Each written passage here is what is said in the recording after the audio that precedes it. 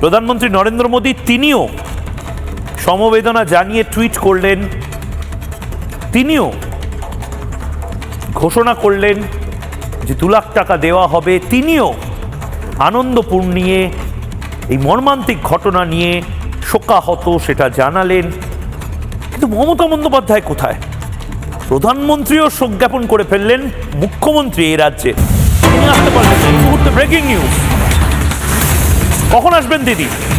প্রধানমন্ত্রী আনন্দপুর কাণ্ডে প্রধানমন্ত্রীর দপ্তর থেকে অর্থ সাহায্য ঘোষণা করে টুইট।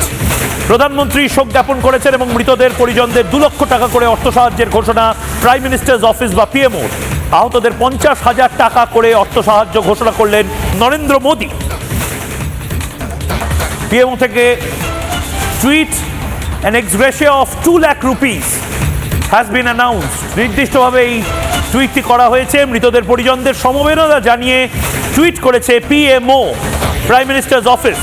প্রধানমন্ত্রী নরেন্দ্র মোদী 2 লক্ষ টাকা ঘোষণা করেছেন এবং তার পাশাপাশি সমবেদনা প্রকাশ করা হয়েছে। কিন্তু কখন আসবেন দিদি? 113 ঘন্টা অতিক্রান্ত, 113 ঘন্টা অতিক্রান্ত, মমতা বন্দ্যোপাধ্যায় এখনো এলেন না।